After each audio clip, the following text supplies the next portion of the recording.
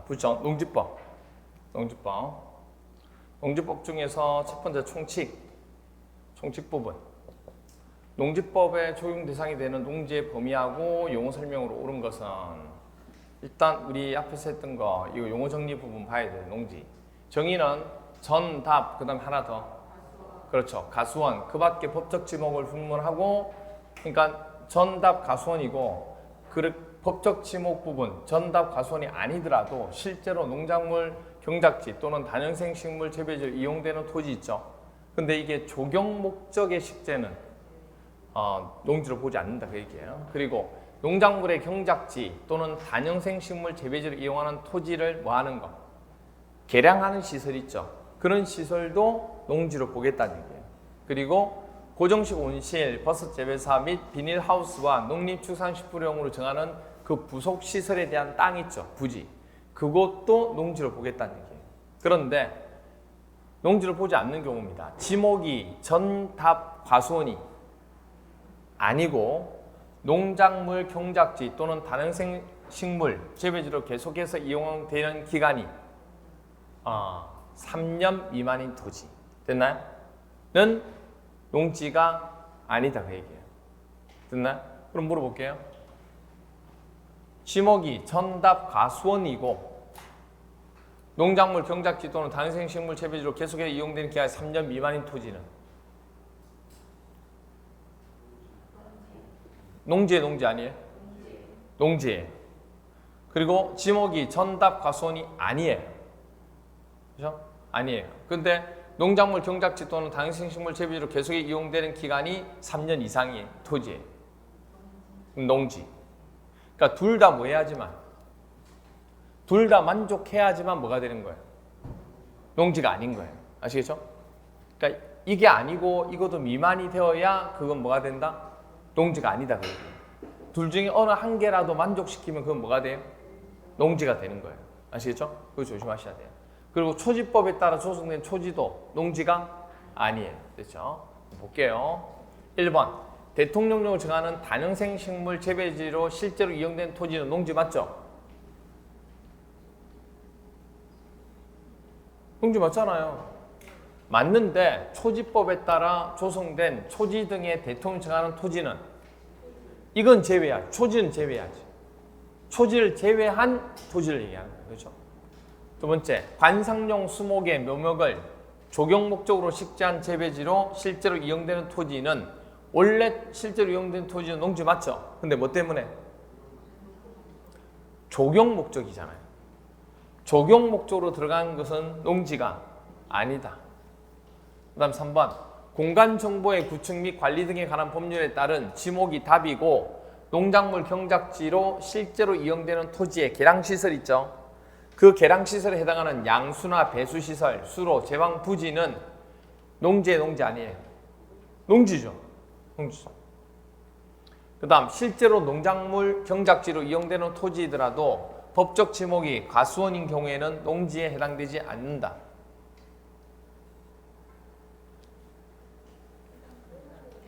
해당되죠. 왜냐하면 실제 농작물로 경작지로 이용되는 토지 그렇잖아? 토지이고 법적 지목이 뭐니까?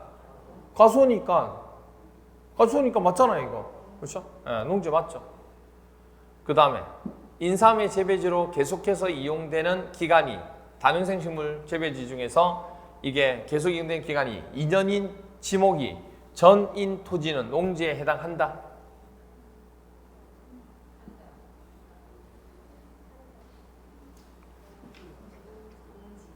맞았어요? 왜 맞아요? 그렇죠. 인삼으로 재배지로 계속해서 이용되는 기간이 다년생 식물 재배지가 3년 미만이죠. 3년 미만이면 안 되잖아요. 3년 이상 돼야 되잖아요. 하지만 지목이 뭐니까? 전이니까 농지로 볼 수 있다. 그 얘기. 6번. 농지 소유자가 타인에게 일정한 보수를 지급하기로 약정하고 농작업의 일부만을 위탁하여 행하는 농업경영은 위탁경에 해당하지 않는다.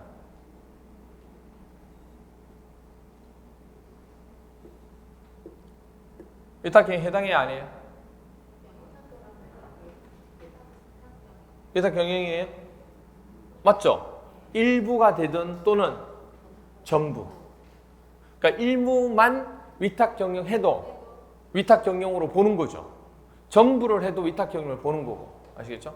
맞습니다. 맞는 게 아니고 위탁 경영이 되는 겁니다. 그래서 보시면 농업법인이란 농업경영체 육성 및 지원에 관한 법률에 따라 설립된 영농조합 법인과 같은 법에 따라 설립되고 업무 집행권을 가진 자 중 3분의 1 이상의 농업인, 농업회사 법인을 말하는 거고, 위탁경영이란 농지 소유자가 타인에게 일정한 보수를 지급하기로 약정하고 농작업의 전부 또는 일부를 위탁하여 행하는 농업경영을 말한다는 거 맞죠? 둘 중에 하나. 됐나요? 그 다음에 7번. 농업법인이란 농업체 육성물 쭉 때려서 4분의 1이 아니고 얼마? 3분의 1이죠. 3분의 1. 3분의 1. 그렇죠. 그 다음에 2번. 용어정리와 농업에 종사하는 개인으로서 농업인에 해당하는 자를 찾는 겁니다. 여기는 이거죠. 농업인.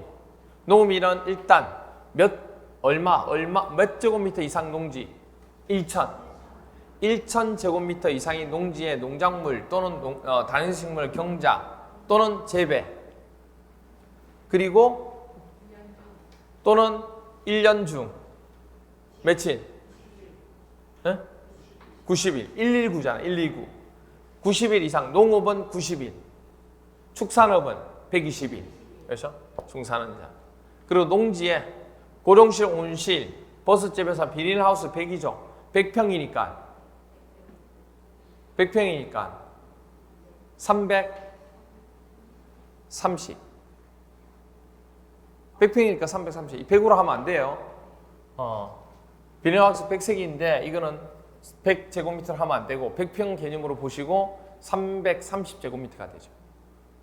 필요한 시설을 설치하여 농작물 또는 단식식물을 정작 또는 재배하는 자. 그리고 기억나시죠? 뭐예요? 제 친구. 유일한 농업인 제 친구. 대이. 기억나세요? 대이. 대이가 10년 만에 어디? 꿀벌 중학교에 들어갔죠. 10년 만에. 그렇죠? 그러니까 자기가 키우고 있던 소가 배꼽을 잡고 웃는다고 그래서 소백가천이다. 소백가천. 그래서 대가축은 2두, 꿀벌 10군, 중가축 10두, 소가축 100두, 가금 1천수 이상을 사육하거나 1년 중 축산업은 며칠? 120일. 그러니까 이건 하니까 이 둘 중에 하나만 만족해도 돼요. 이 둘 중에 하나를 만족하면 된다고. 그렇죠? 그리고 농업 경영을 통한 농산물의 연간 판매액은 얼마? 120만 원 이상인 자. 이렇게 되죠. 농업인에 대한 설명. 그래서 보시면 1번. 꿀벌은 식군 맞네요. 오케이. 꿀벌 식군 맞고. 소백 가천 이상 돼야 되죠. 그래서 1번 맞고 농업인에 해당하는 거 찾는 게 1번 맞고 2번 틀렸죠. 그 다음에 1년 중 축산업은 며칠? 120일. 4번 농산물의 연간 판매액이 얼마? 120만 원.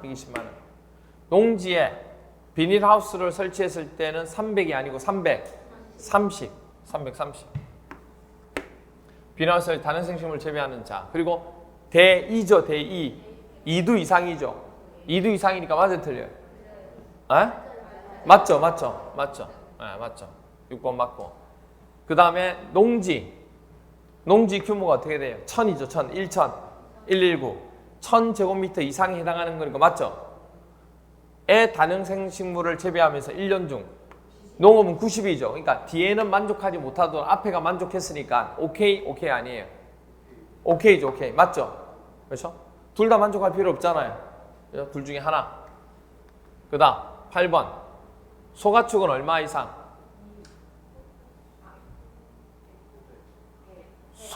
소백가천이다. 그러니까 소가축은 100두 이상. 근데 100두 이상 안 되죠?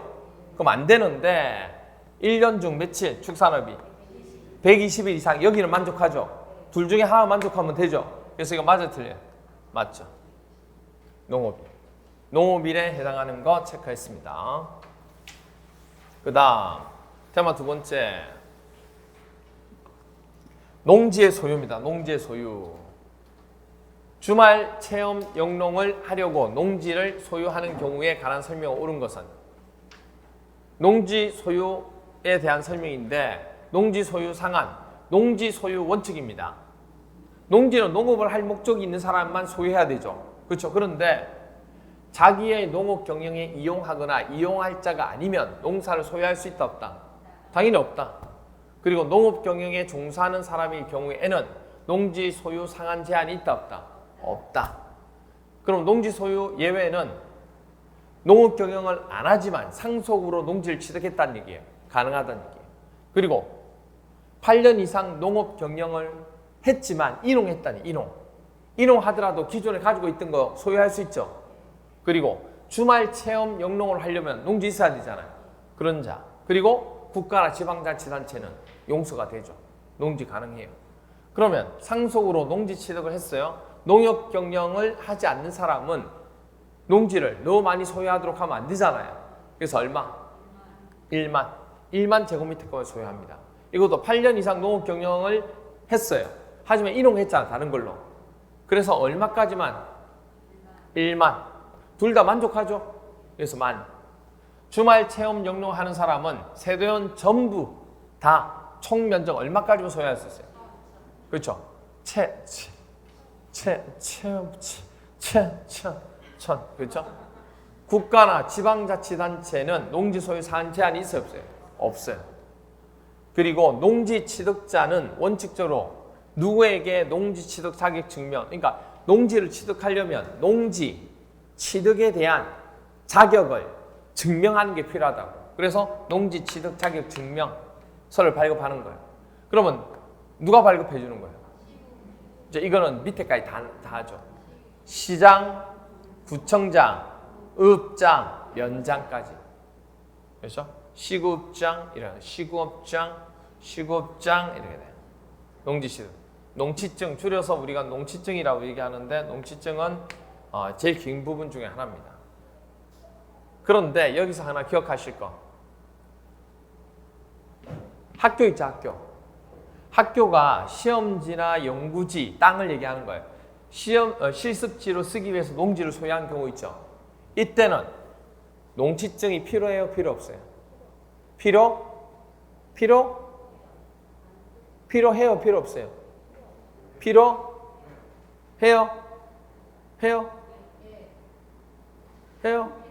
필요해요? 그러면 주말 체험 영농을 하려고 농지를 소유했어요. 필요해, 필요 안 해요? 네. 여기 적혀 있잖아요. 농지증 발급 신청해야 된다고 적혀 있는데, 대신에 뭐냐면 여러분 자꾸 헷갈리는 게 농업 계획서가 필요 없다고 명확하잖아요. 이 목적으로 쓰는 게 명확하니까 농사를 경영할 목적은 아니잖아요, 지금. 근데 명확하잖아요, 이게. 그렇죠? 그러니까 농업 경영서 작성 안 하고, 하지만 이걸 땅을 가지고 왔으니까 농지증 발급은 받아야 된다, 그 얘기예요. 그리고 농지 전용 허가. 전용이 뭔지 아시죠? 다른 걸로 바꾸는 거예요. 바꾸는데 허가를 받거나 농지 전용 신고를 한 자가 그 농지를 뭐 하는 경우? 소유한 자. 그렇죠? 이럴 경우에도 농업 경영, 이거 바꾸기로 했는데 농업 경영이 뭐가 필요하냐고. 그렇죠? 하지만 농지증은 발급을 받아야 된다, 그 얘기예요. 그 다음에 농취증, 그 다음에 이거하고 헷갈리면 안 되는 게, 밑에는 아예 농취증 발급을 없이 농지를 취득할 수 있는 경우. 그러니까 농취증 발급 없이 농지를 취득할 수 있는 경우는 이 케이스밖에 없어요. 그러니까 자꾸 위하고 헷갈리지 말라고. 어떤 경우요? 국상하고 농어촌. 국상하고 농어촌이 합병 분할시. 그렇죠? 그래서 국상하고 농어촌 합병 분할시. 됐나요? 그래서 국가나 지방자치단체가 농지를 소유한 경우는 농취증 발급 필요가 없고, 상속으로 농지를 취득할 때도 필요가 없죠, 그게. 그래서 그대로 받은 거니까. 그리고 한국 농어촌 공사하는 건 다 용서가 돼요. 농지를 취득하는 경우. 농업법인의 합병하면서 갔으니까 필요 없잖아요. 그리고 이걸 나눌 때 공용 농지의 분할에 따른 농지 취득, 그리고 시효의 완성으로 농지를 뭐 하는 경우? 취득하는 경우. 이 경우만 농취증 발급 없이 농지를 취득할 수 있는 경우입니다. 자, 보죠. 농업인이 아닌 개인은 농지를 소유할 수 없어요? 소유할 수 있어요, 없어요? 우리 주말 체험하려고 농업인이 아니지만 소유했잖아요. 가능하죠. 소유할 수 있다. 그 다음, 세대원 전부가 소유한 면적을 합하여 총 1만 제곱미터 미만의 농지를 소유할 수 있다. 주말 체험 영농일 때. 주말 1천이죠, 1천. 1만이 아니고. 3번, 농지를 취득하려면 농지 취득 사기증명을 발급받아야 돼, 안 받아야 돼? 이거 뭐냐면 주말 체험 영농이에요. 주말 체험 영농을 위해서 농지를 소유하려면 농취증 발급받아야 돼, 안 받아야 돼? 받아야 돼. 대신에 뭐는 생략해줘요? 농업경영계획서는 안 해도 된다고. 그걸 조심하셔야 돼요. 그 다음, 소유농지를 농수산물 유통가공시설 부지로 전용하려면, 그죠? 농지전 허가를 받아야 된다. 자, 보세요. 소유한 농지를 뭐 주말 체험 영농으로 해서 농지를 소유했겠죠, 지금. 했는데 그걸 뭐로? 농수산물 유통가공시설. 그럼 완전히 별개예요? 아니면 농수산물 유통이니까 그나마 그래도 비슷한 거예요. 비슷한 거니까 비슷한 거 할 때는 뭘로 해줘야 돼요? 신고만 하면 돼요. 허가가 아니고. 새로운 걸 한다든지 하면 허가를 하지만 비슷한 부분을 해나갈 때는 허가가 아니고 신고해야 돼요. 신고. 농지전용 신고를 받는 거예요. 그래서 그 얘기가 여기 나와요. 암기장에 22번. 농지를 농업을 위한 거, 농업이나 어업인을 위해서 주택을 지었다든지, 그 다음 농축산업용 시설, 계량시설과 농축산물 생산시설은 뭐한다? 제외한다. 그러니까 이거하고 저기 조심하셔야 돼요. 그래서 농축산용 시설, 계량시설이나 농수산물 생산시설은 제외한다. 생산시설 말고. 그리고 농림 뭐죠? 수산물의 유통이나 가공시설. 아까 우리 본 게 이거잖아요. 그리고 어린이 놀이터, 마을회관 등 농업인의 공동생활의 편의시설. 그리고 농수산 관련 연구시설과 양어장, 양식장 등의 어업용 시설. 이런 부분의 부지로 전용하려는 자는 시장, 그 다음 또 누구? 군수, 구청장에게 뭐만 하면 돼? 신고해야 돼. 신고. 허가를 받는 게 아니고. 이건 신고. 그죠? 신고. 그 얘기를 하는 겁니다. 그래서 이거. 농산물, 유통, 가공시설이잖아요. 그럼 이거는 뭐예요? 허가가 아니고 신고. 농지를 취득한 자가 징집으로, 군에 가야 돼요, 군에. 징집으로 인해서 그 농지를 주말 체험 영농에 이용하지 못하게 되겠죠. 못하게 되면 1년 이내에 그 농지를 처분해야 된다. 그러니까 우리가 보통 보시면 1년 이내에 그걸 제 목적으로 안 하면 뭐 하도록 돼 있어요? 농지를 처분하도록 돼 있잖아요. 농지를 그 목적으로 사용 안 하면 처분하도록 돼 있는데 이건 지금 뭐 때문에? 징집을 했잖아요. 징집을 받았잖아. 그러면 그건 처분 사유에 아니에요. 처분 사유 아니라고. 아시겠어요? 징집 때문에. 그렇죠? 그 다음 4번. 4번입니다. 4번 부분. 소요 상한 부분에 관한 내용입니다. 소요 상한. 옳은 것은 1번 지방자치단체가 농지를 임대할 목적으로 소유한 경우에는 얼마까지? 1만까지 소유할 수 있다. 맞나요? 제한이 있어요? 없어요? 없어요. 국가나 지방자치단체는 제한이 없어요. 그 다음에 8년 이상 농업 경영을 한 후 인용한 자는 인용 당시 소유농지 중에서 얼마까지 가능해요? 1만, 만족, 1만. 그 다음에 상속으로 농지를 취득한 자로서 농업 경영을 하지 않는데요. 그럼 상속 농지 중에서 얼마까지 가능해요? 이것도 1만. 근데 만약에 농업 경영을 한대요. 그럼 제한이 없어요. 그럼 제한이 없어. 그렇죠? 그 다음 농지 소유에 관해서 농지법에서 정한 경우 외에는 특례를 정할 수 없다. 자, 보세요. 그래서 요새 문제 많죠? 예. 이 농지 때문에 말 많잖아요. 예외를 안 줘요. 예외를 안 준다고. 그러니까 뭐냐면 뭐에 대한 농지를 소유하는데 예외를 많이 주면, 특례를 많이 주면 꼼수를 부려가지고 실제로 농사를 안 지으면서도 농지를 가져가게 되는 경우가 많다고 이게. 무사히세요? 그래서 농지 소유에 관해서는 못으로 정한 농지법에 정한 경우 외에는 예외적인 거, 특례를 정하지 않겠다는 얘기. 정할 수 없다는 얘기. 그 얘기입니다.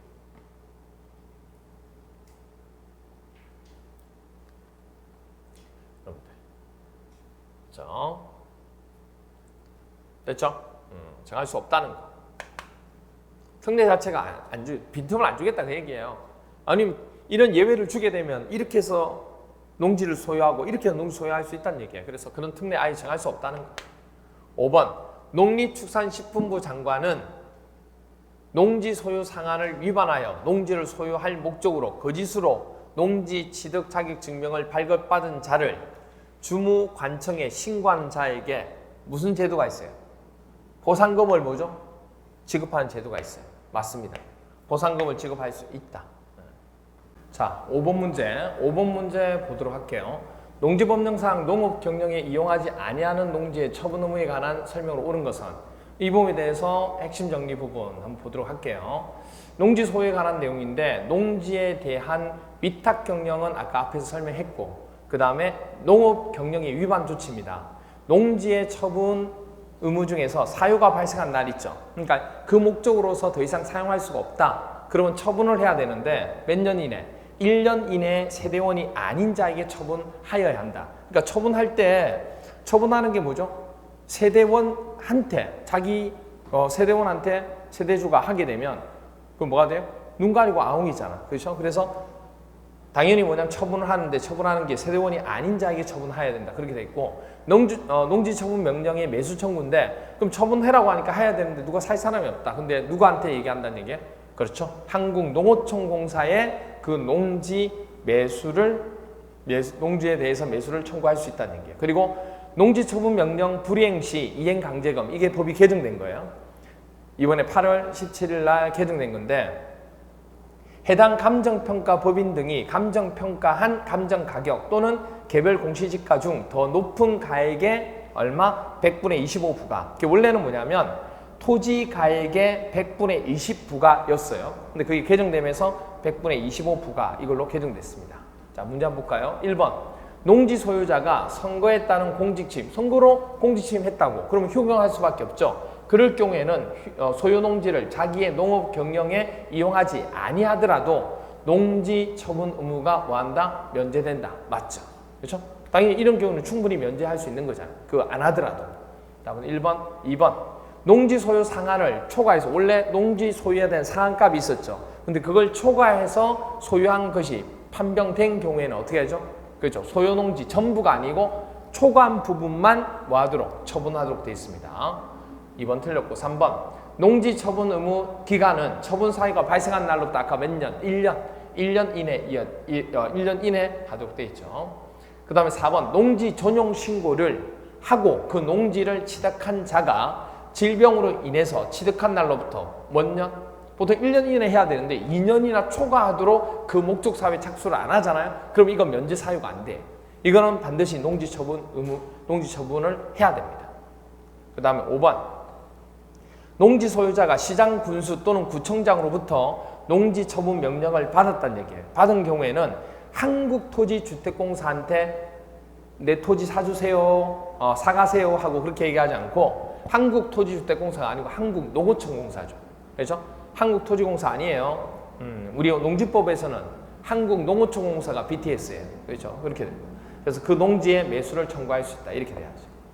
그 다음에 5번 군수는 처분 명령을 받은 후 정당한 사유 없이 지정 기간까지 그 처분 명령을 이행하지 아니한 자에게 이제 이 부분이 개정된 내용 중에 하나예요. 원래는 토지 가액의 100분의 30에 해당하는 이렇게 하면 틀린 건데 어떤 부분만 고쳤냐면 해당 감정평가 법인 등이 감정평가한 가격 또는 그 개별 공시지가 중 더 높은 가액의 이 부분을 바꿔놓은 거예요, 제가. 그리고 100분의 30이 틀렸죠. 100분의 얼마? 25. 원래는 20이었는데 개정되면서 25에 해당하는 이행강제금을 부과한다. 이렇게 된 겁니다. 아시겠죠? 30이 아니고 얼마? 25. 이렇게 되죠. 그렇게 하면 5번의 답은 몇 번? 1번으로 보시면 되겠습니다. 그렇죠? 농지법령상 농지 취득 자격 증명을 발급받지 아니하고 농지를 취득할 수 있는 경우에 해당하지 않는 거. 농지 취득 자격 증명을 뭐죠? 발급받지 않고 농지를 아까 우리 이거 했던 거 기억나시죠? 이거 기억나세요 이거? 아까 했던 거 국상이나 농어촌 합병 분할 시 이거 국상이나 농어촌 합병 분할 시에는 농지증 발급 없이 농지 취득할 수 있다는 거. 그죠? 그거만 찾으면 돼요. 그럼 그거 찾아볼게요. 자, 합병. 그 다음에 분할. 국상, 상속, 항. 분할, 시. 농어촌. 됐나요? 네. 또 있어요? 국상이나 농어촌 합병 분할 시 이것만 찾으면 되잖아요. 그거는 농지증 없이 가능하다면서요. 그렇죠? 그래서 1번, 3번, 4번, 5번, 6번에 우리 키워드 다 들어가 있잖아요. 그렇죠? 그런데 2번 보시면 농지를 농업인 주택의 부지로 전용하려고 농지 전용 신고를 한 자가 그 농지를 취득하는 경우 이 경우는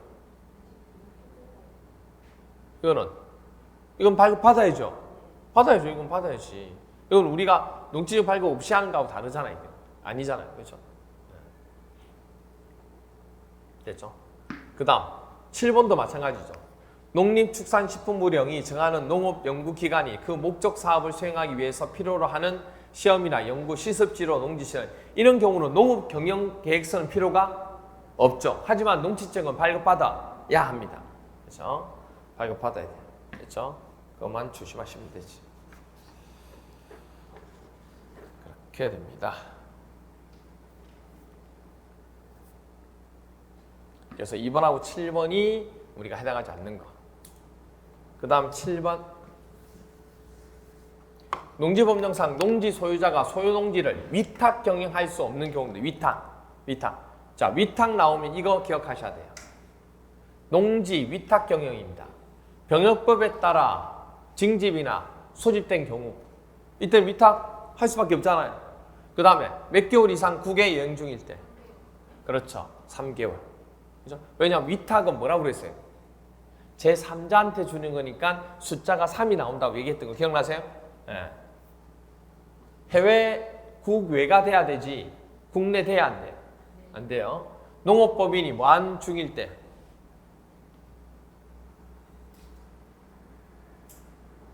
농지 위탁 경영할 때 농업법인이 무한 중일 때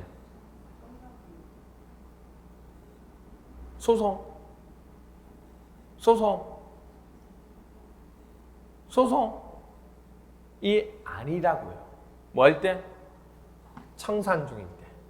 그렇죠? 조심하셔야 돼요. 농업법인이 청산 중인 경우. 그 다음에 질병, 취약, 그 다음 또 뭐예요? 취임, 선거에 따른 공직 취임. 그리고 부상으로 몇 월? 3월이죠. 3개월.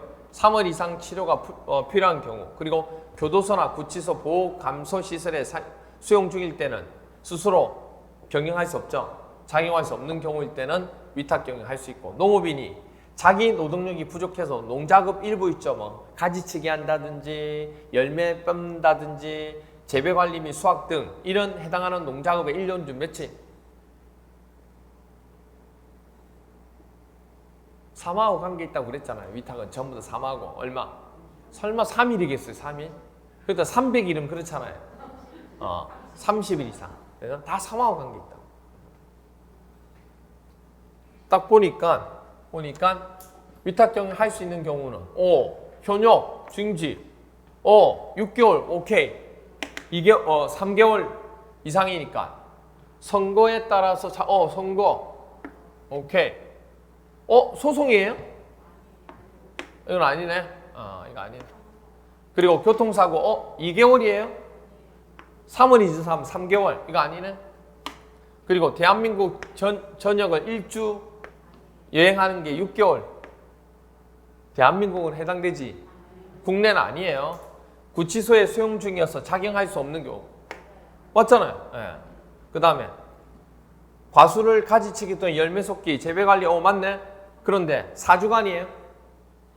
30일. 그렇죠.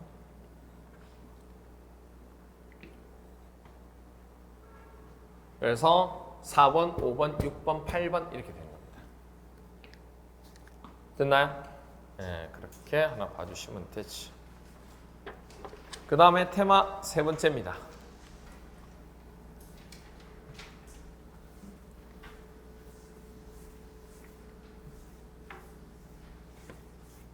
테마 세 번째, 농지에 대한 이용. 농지의 대리경작 및 임대차에 관한 설명 옳은 겁니다. 그럼 이거 하나 기억하셔야 돼요.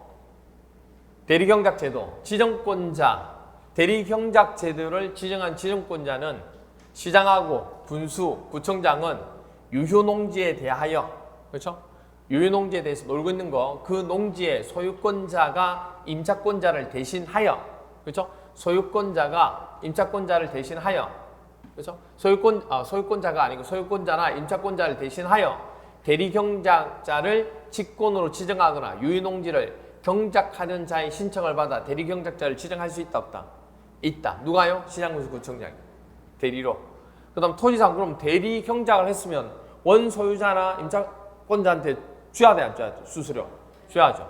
대리경작자는 경작한 농작물의 수확량의 10% 100분의 10을 뭐하죠? 수확일로부터 2월 이내에 그 농지 소유권자나 임차권자에게 지급하여야 한다. 됐죠? 이렇게 됩니다. 그 다음에 대리경작 기간은 따로 정하지 아니하면 몇 년? 3년입니다. 3년. 그 다음에 농지의 임대차, 사용 대차, 허용 농지입니다. 임대나 사용할 수 있는 대차. 국가나 지방자치단체가 농지를 소유한 경우나 60세 이상인 농업인이 자신이 거주하는 시군에 있는 소유농지 중에서 자기의 농업 경영에 이용한 기간이 5년이 넘은 농지를 임대하거나 무상 사용하는 경우, 그리고 소유하고 있는 농지를 주말 체험 영농을 하려는 자 또는 그걸 업으로 하는 자에게 임대하거나 무상 사용하게 하려는 경우, 그럴 때 농지의 임대차나 사용대차가 가능하다 그 얘기예요. 임대나 사용대차 계약 방법은 무슨 계약이 원칙이에요? 서명계약이 원칙이에요. 서명계약. 임대차 계약은 등기가 없어도, 그렇죠? 임대차 계약은요, 임대차는 임대해주는 걸 말 그대로, 그렇죠? 그런 부분은 등기가 없는 경우에도 임차인이 시구읍면장에 확인을 받고 해당 농지를 인도받은 경우 다음 날부터 제3자에게 효력이 발생한다는 거. 이거 임대차 계약은 등기가 없는 경우에도 등기가 없다는 거 없어도 임차인이 시구읍면장에 확인을 받고 해당 농지를 인도받은 경우 다음 날부터 제3자에게 뭐가 있다고요?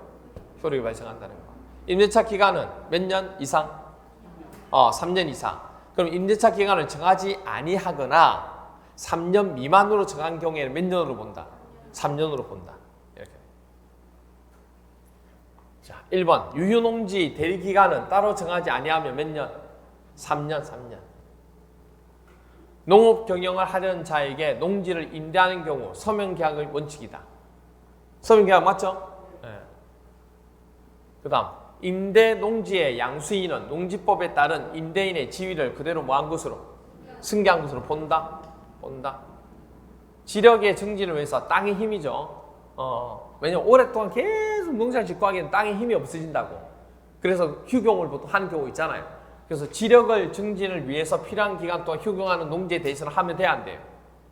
이건 지금 쉬고 있는 거잖아요, 지금. 그럼 이런 걸 하면 안 되죠. 대리경작자를 지정할 수 있다, 없다? 없다. 쉬고 있는데 왜 그래? 회복하기 위해서. 그 다음에 5번.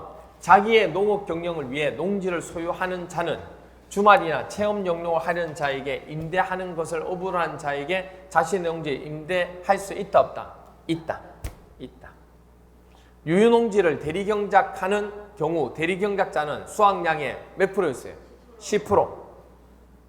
10%를 그 농지의 소유권자나 임차권자에게 토지 사용료를 지급해야 된다. 그렇죠?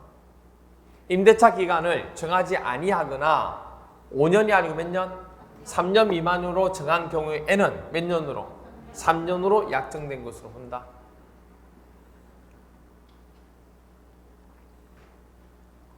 그 다음 8번 농지법에 위반된 약정으로 임차인에게 불리한 것은 효력이 있어 없어요?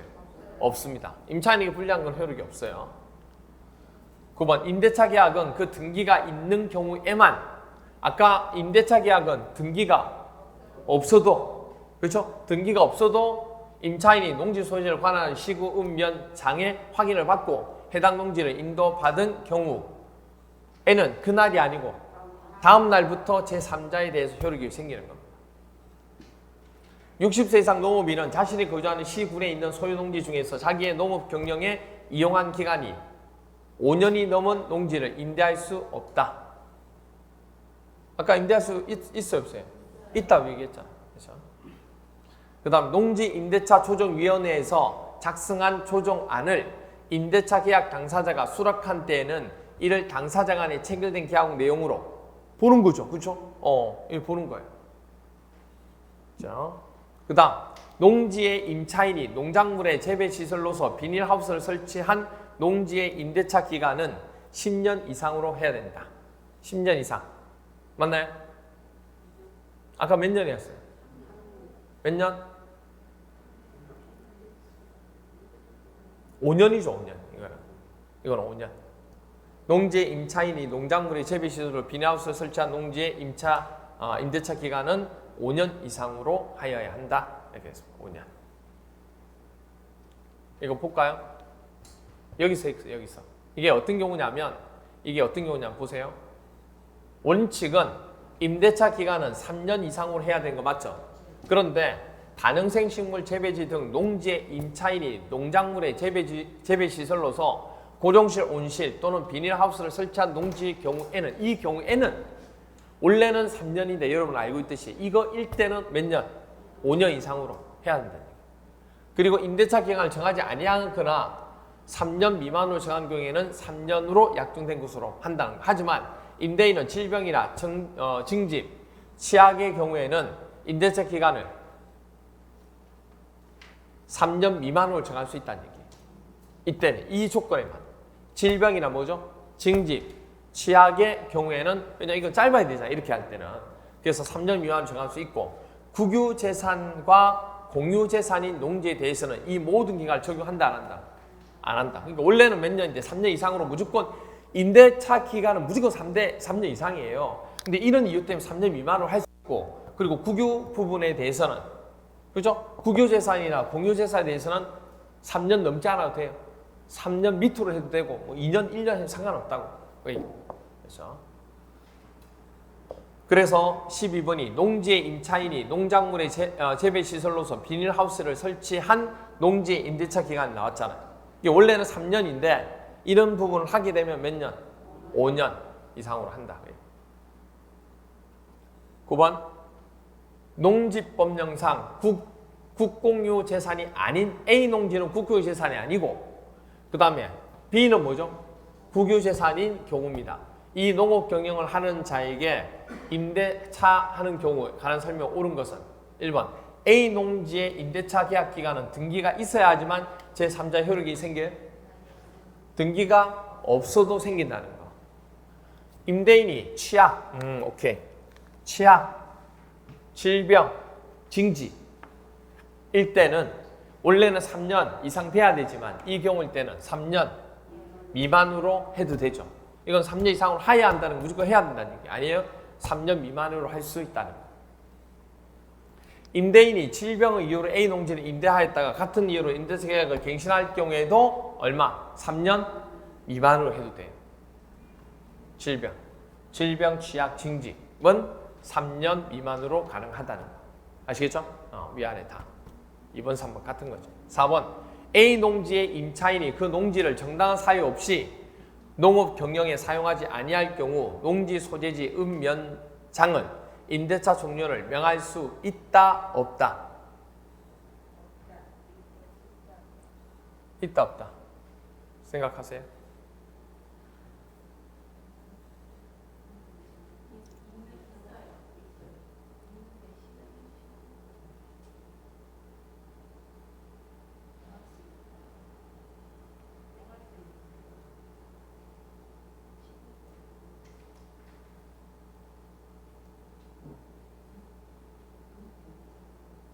어디가 틀렸어요? 읍면장이 아니죠. 어디가 돼요? 그렇죠. 읍면장이 아니고 시장, 군수, 구청장에 해당되는 거죠. 이건 항상 얘기했지만 읍면장이 아니잖아요. 시장, 군수, 구청장. A 농지의 임차인이 그 농지를 정당한 사유 없이 농업 경영에 사용하지 아니한 경우는 농지 소재지 읍면장이 아니고 시장, 군수, 구청장은 임대차의 종료를 명할 수 있는 거예요. 그렇죠. 그 다음에 5번. B 농지의 임대차 기간은 3년 미만으로 할 수 있다. B가 뭔데요? 국유재산이죠. 국유재산은 제한이 없죠. 그러니까 제한이 없으니까 3년 미만으로 할 수 있다. 그렇죠? 답은 5번. 그 다음에 테마 네 번째입니다. 농지의 대금, 마지막 농지의 보전. 10번 농업진흥지역에 관한 설명으로 옳은 겁니다. 농업진흥지역. 1번 농업보호구역의 용손 확보, 수질 보존 등 농업 환경을 보호하기 위해서 필요한 지역을 농업진흥구역으로 지정할 수 있다. 이건 암기장 이거 봐야 돼요. 농업진흥지역 있죠. 지역은 두 개의 구역으로 나누는데 농업진흥구역 있고 보호구역이 있습니다. 그죠?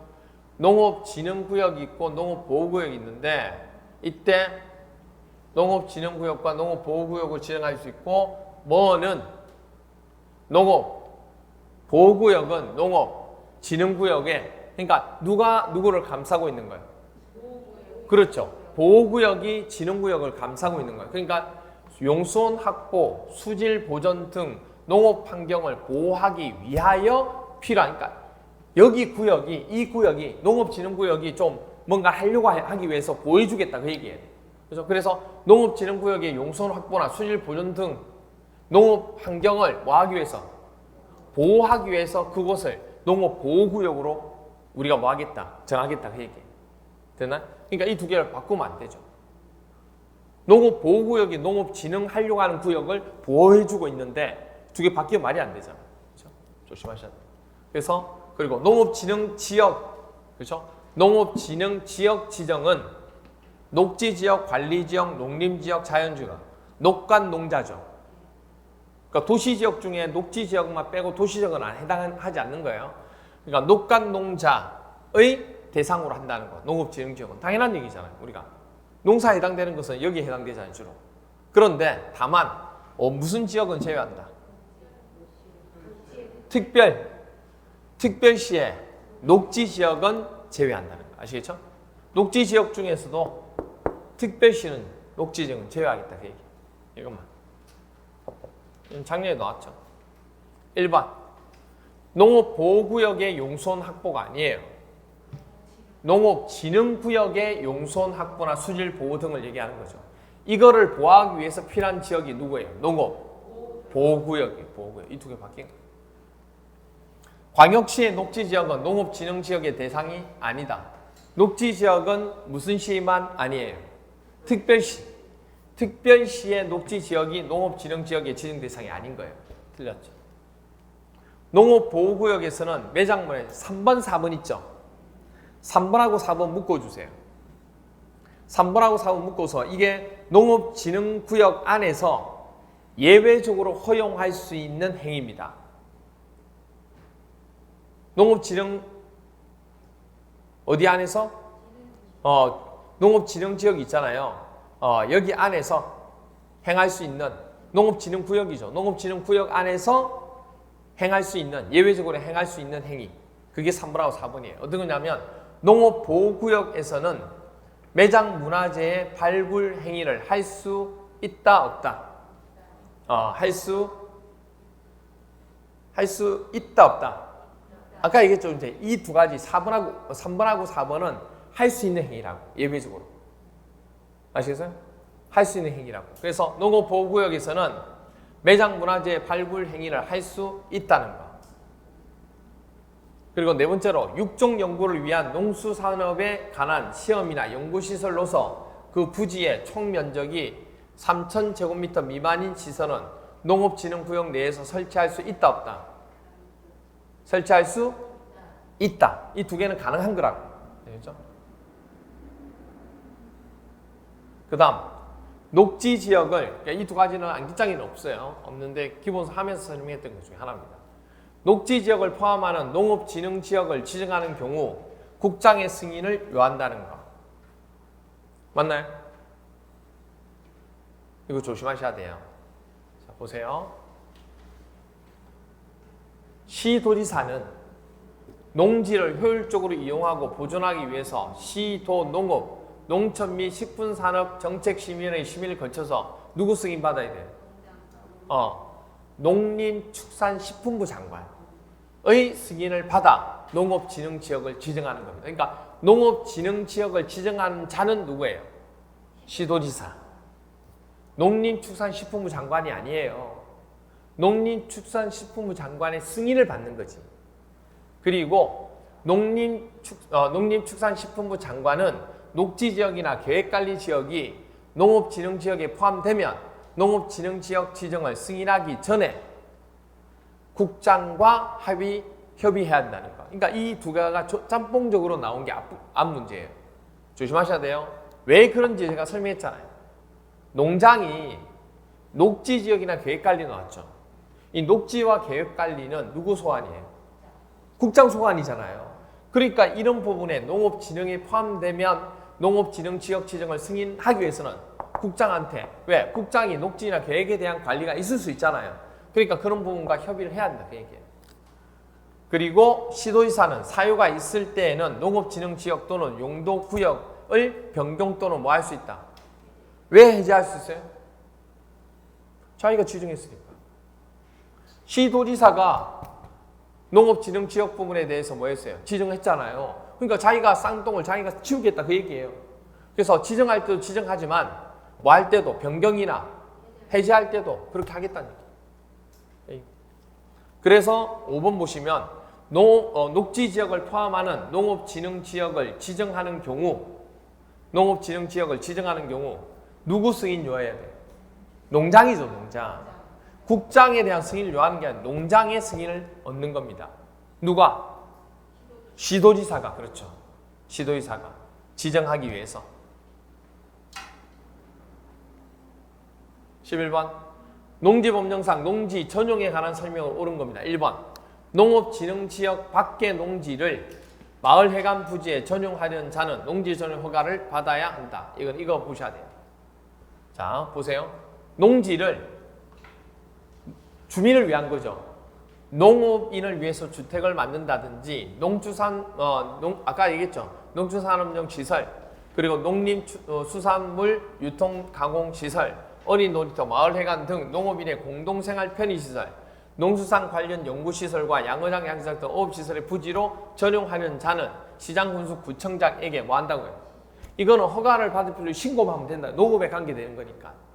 그래서 농업진흥지역 밖의 농지를 마을회관 부지로 전용하려고 한다고, 바꾸려고 한다고.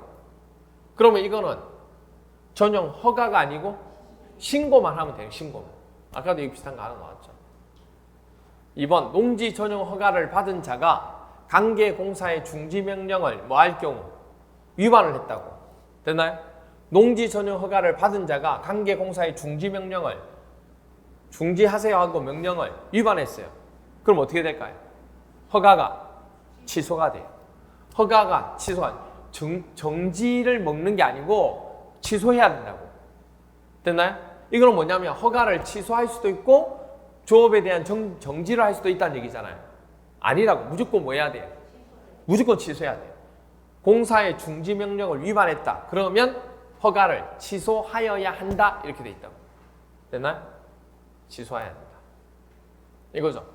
농림수산물상관, 시장군수, 구청장은 농지 전용 허가 또는 농지의 타용도 일시 사용 허가를 받은 자가 관계공사의 중지명령을 위반한 경우에는 허가를 취소해야 한다. 취소해야 된다. 3번 농지에 타용도 일시 사용 허가를 받은 자. 좀 전에 봤죠? 타용도 일시 사용 허가를 받은 자는 자 보세요 여러분. 농지를 타용도로 뭐 했다고요? 타용도를 일시적으로 사용 허가를 받았다고.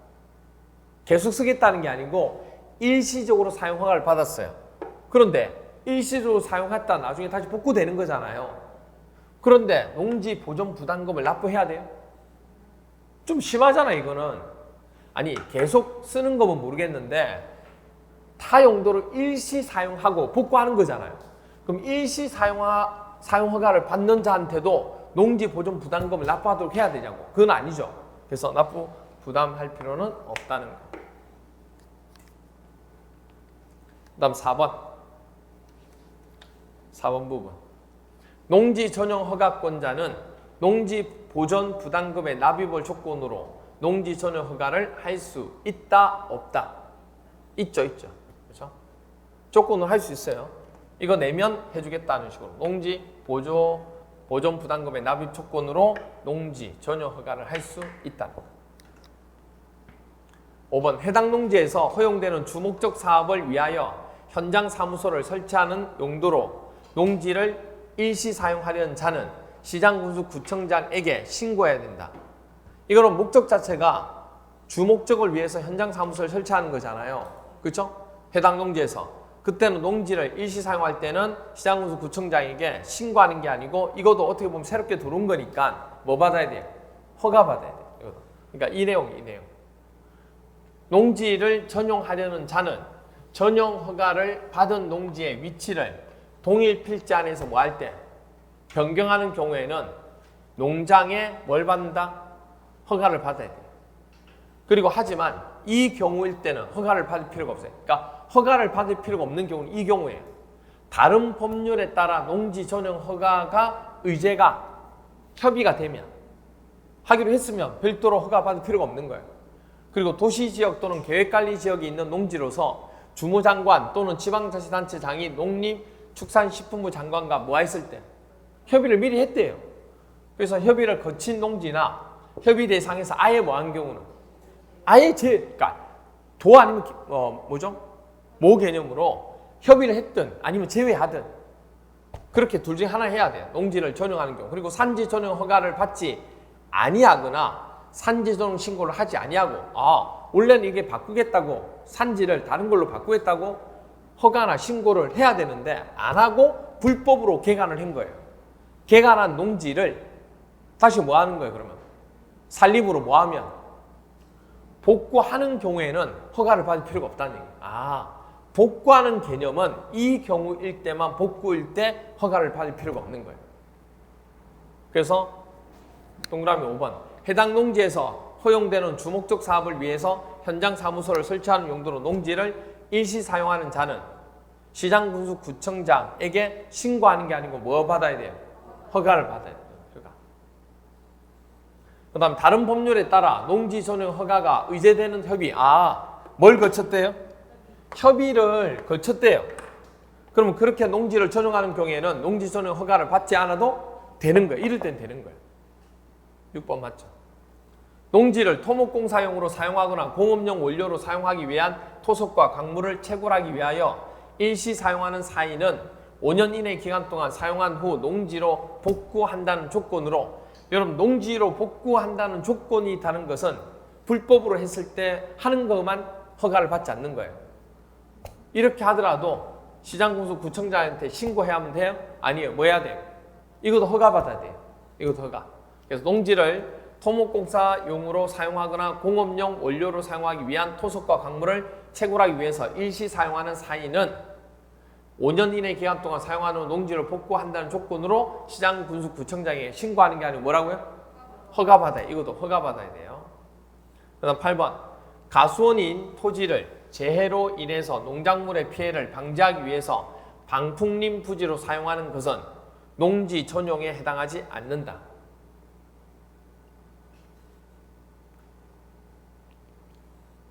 맞아, 틀려요.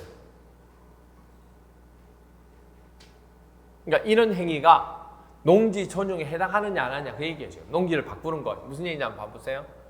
농지 전용이라고 하는 것은 농지를 다른 걸로 바꾼다는 얘기잖아요.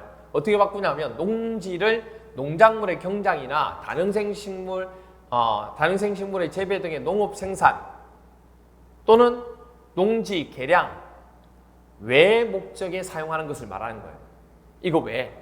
그러니까 이거로 사용 안 하겠다 그 얘기잖아요 지금. 근데 여기서 농지 개량이라고 하는 건 뭐냐면 가수원의 토지를 재해로 인한 농작물의 피해를 뭐 하려고 방지하기 위해서 방풍림 부지를 사용하는 거 있죠. 이런 것들이 농지를 개량하는 방법 중에 하나라는 얘기예요. 일종의. 그러면 지금 여기 나왔듯이 가수원인 토지를 재해로 인한 농작물 피해를 방지하기 위해서 방풍림 부지로 사용한 것은 농지 개량이지 농지 전용에 해당하는 게 아니다 그 얘기예요. 그렇죠? 그러니까 농지 전용에 해당하지 않는다. 맞네요. 9번 전용 허가를 받은 농지의 위치를 동일 필지 안에서 변경한답니다. 그럼 이거 농지 전용 신고하면 돼요? 허가 받아야 돼요? 아니죠. 허가지. 아까 허가라고 얘기했죠. 아까 허가라고 얘기했잖아. 그렇죠?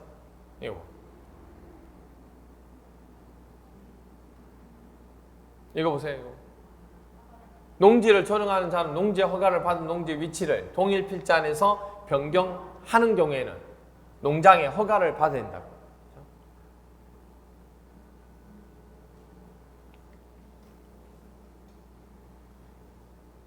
그렇죠? 그래서 전용 허가를 받은 농지 위치를 동일 필지 안에서 변경하는 경우에는 농지 전용 신고가 아니고 뭐 받아야 된다고요? 허가를 받아요. 허가를. 10번 산지 전용 허가를 받지 아니하고 불법으로 개간한 농지라도 이를 다시 뭐하면 산림으로 복구하려면 농지 전용 허가를 받아야 돼요? 받지 않아도 된다는 거. 다시 원상태로 돌아가는 거니까 하지 않아도 된다는 거. 11번 농지를 농업인 주택의 부지로 전용하는 경우에는 농림축산식품부 장관에게 농지 전용 신고를 해야 된다는 거.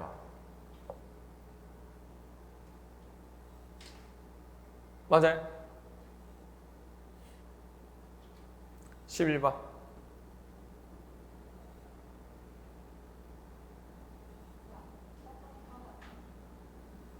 맞아요? 아까 했죠 이거. 잘 생각해 보세요.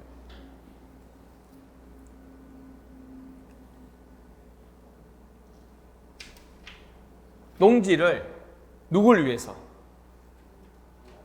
농업을 위한 주택의 부지로 전용하는 거죠. 그럼 이거는 그 해당되는 거 하는 거잖아요. 근데 굳이 허가를 받아야 돼요? 안 받아도 된다 그랬잖아요, 이럴 때. 그럼 뭐 하면 돼요? 신고하면 된다고. 맞아요? 그럼 10번 맞아요, 틀려요? 11번 맞아요, 틀려요?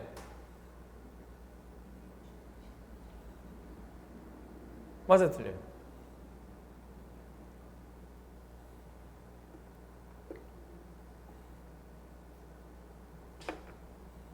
맞아요, 틀려요? 뭐 결론을 내주세요. 틀려요? 농장이 아니에요. 농장한테 신고하는 게 아니라고. 누구? 시장, 군수, 구청장한테 신고하는 거지. 조심하셔야 돼요.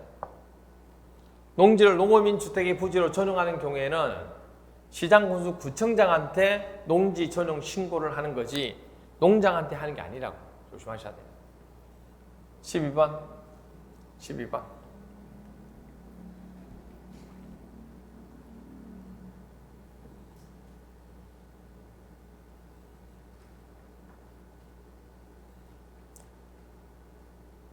맞았어요.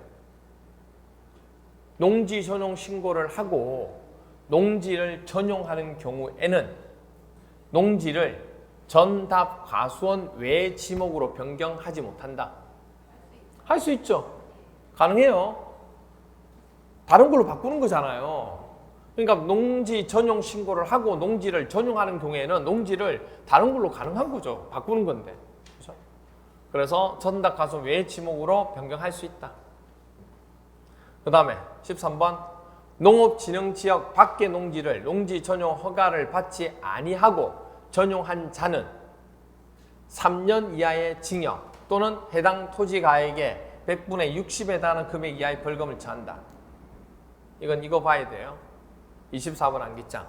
농업진흥지역 밖의 농지를 농지 전용 허가를 받지 아니하고 전용하거나 거짓이나 그 밖에 부정한 방법으로 농지 전용 허가를 받은 자는 3년 이하의 징역 또는 해당 토지가액의 100분의 얼마일까요?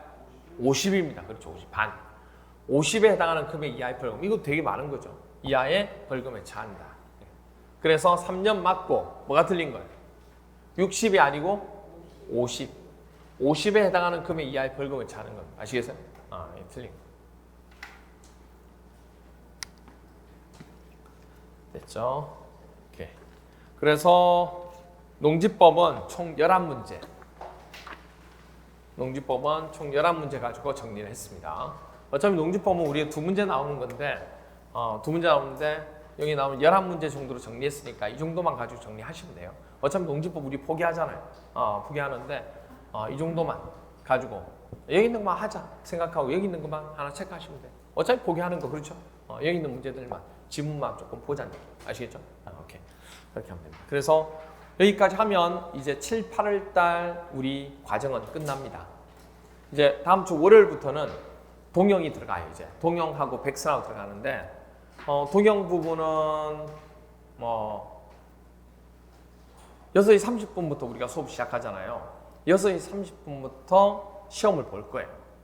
볼 거예요. 직접 와가지고 볼 거예요. 여러분들 드리면 시험이 아니에요.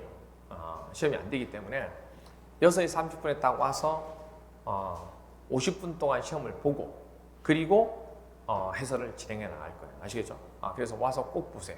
보고 보시는 연습을 해야 돼요. 그래야지 이게 시험 부분에 대해서 실제로 긴장감도 생기고 막 그런 부분이 생기기 때문에 다급한 마음도 생기고 해봐야 여러분들 그걸 느껴요. 근데 이제 집에서 혼자 이렇게 하다 보면 그런 마음이 안 나와요. 그러니까 월요일 날 오셔가지고 6시 30분부터 오시니까 오셔서 30분부터 해서 딱 50분 동안 시험 딱 보고 그리고 바로 해설을 해나갈 거예요. 그러면 점수도 나오고 어디 부분을 많이 틀렸는지도 나와요. 그러면 제가 평균 점수하고 그러니까 중요한 게 이제 평균 점수죠. 내가 평균 점수보다 얼마 정도 되는지가 중요한 거예요. 그러니까 자기 점수가 이 동영은 중요한 게 뭐냐면 평균에서 내가 어디쯤에 있느냐가 중요한 거예요. 왜? 난이도에 따라서 평균이 올라갈 수도 있고 내려갈 수 있잖아요. 이게 중요한 게 내가 평균에서 얼마 된가. 예를 들어서 내가 처음에는 60을 받았어요. 근데 그 다음에는 50을 받았다고. 그럼 떨어졌죠. 그 떨어졌는데 떨어지면 그렇잖아요. 근데 떨어지더라도 내 평균에서 등수가 떨어지니까 여러분 보셔야 될 게 모의고사를 보고 하면 자꾸 점수를 보는데 점수가 중요한 게 아니고 뭐가 중요한 거예요? 석차가 중요한 거예요. 왜냐하면 어려우면 점수가 떨어지죠 당연히. 그럼 석차도 떨어져야 되는데 석차가 안 떨어진다고. 그럼 뭐가 되는 거예요? 그건 시험이 어려운 거예요. 그렇게 확인해야지 내 점수가 그냥 70점이었는데 50점 받았다. 그거 가지고 좌절하고 하면 안 돼요. 시험이 어려울 수도 있고 쉬울 수도 있죠. 그걸 봐야지 그걸. 근데 뭐 석차를 떠나가지고 합격은 해야죠. 그죠?